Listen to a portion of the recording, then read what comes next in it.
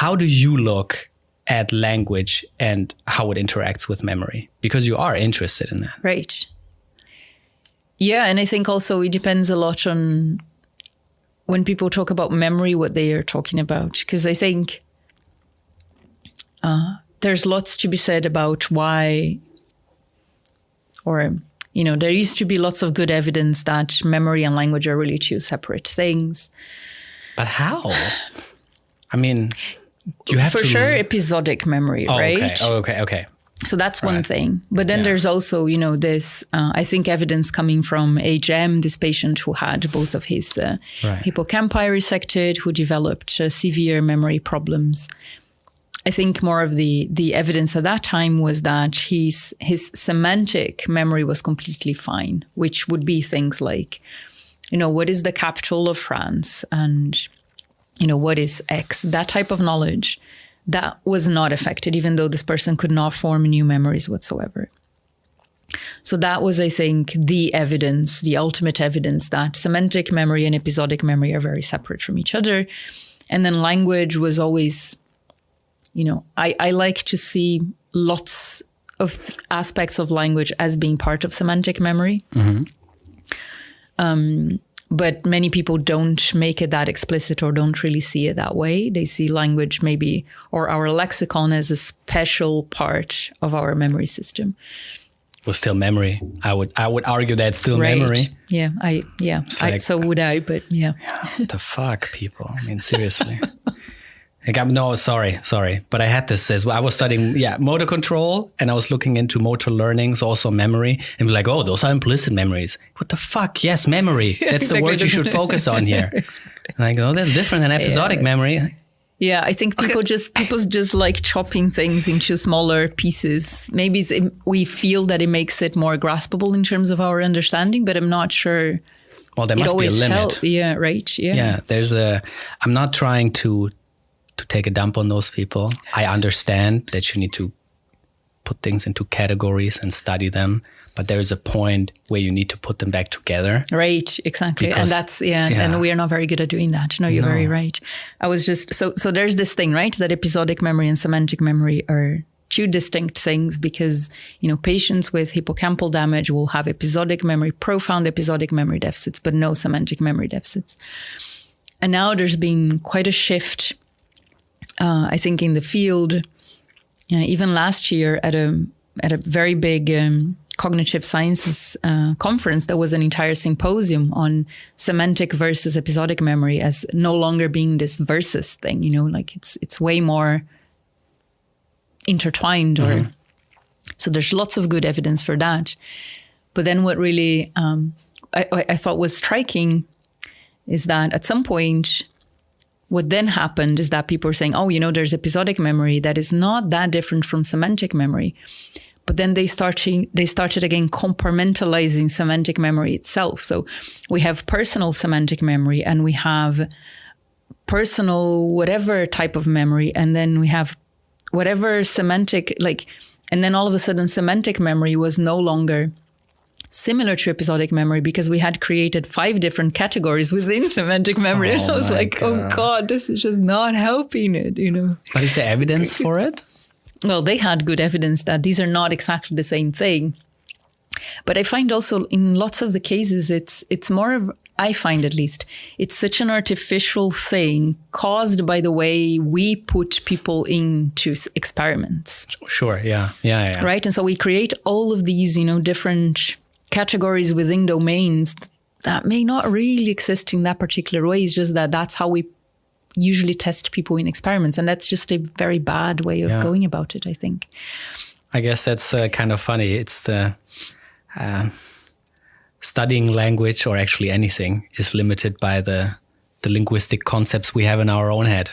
Right. Right? It's kind of a catch-22. Exactly. Yeah. But so what I find really cool to try to do is see how, for example, the way that semantic memory is organized, if that affects, or not necessarily affects, but if that is reflected in the way we use language, for example. Right? So there's, again, this very nice things that I find really, really cool, again, coming from patients with brain damage. So you find these semantic paraphasias, right? So the person is trying to say wife, but he can't find the word. So he says like my mother, no. My sister, no. And then the therapist asks him, oh, do you mean your wife? Yes, my wife, right? So he's in the right domain within, his women that are close to him in part of his family or whatever, but he can't get to that exact label. And so those are the things that I find really cool, how that to me is how the way that semantic memory is organized is reflected in how, in language as we are using it, in errors, for example. So those are the things that I like studying, and, how you can't just let's say, once you have a concept and you want to get to a label, the accepted idea in the field is that lots of things will also get activated. Mm-hmm. And sometimes you do grab the wrong label. So activation can't just spread without any breaks or, whatever, because it becomes a mess. So there needs to be something either controlling it or, selecting whatever you want, if you want a more homuncular explanation, which is not really an explanation. What do you mean with activation in this case? Yeah, that's, the way that cognitive scientists call activation, that we have no clue what it means. What is that? Do you mean like brain activation? No. Even at the level of a concept that if you want to, Or maybe should I think about it like a, what are those things called? These word... I think bubbles. No, not word bubbles. But I think I see what you. I also can't find that particular word. Or you can also find them, I think, on thesaurus, where you just type in the word and you can just click on synonyms, and then you can get like a graphical representation of how far these things are away from each other. Or you mean like that type of activation? No, but do you mean a word cloud? Word cloud. Oh. Right. No, not this was embarrassing. Cloud. No, not really. See, but that again shows, like how, the way things are organized in memory. No, more like, I don't know, if you think of, memories in terms of features, I think like feature-based explanations are nowadays quite more or less, I guess, accepted. Mm-hmm.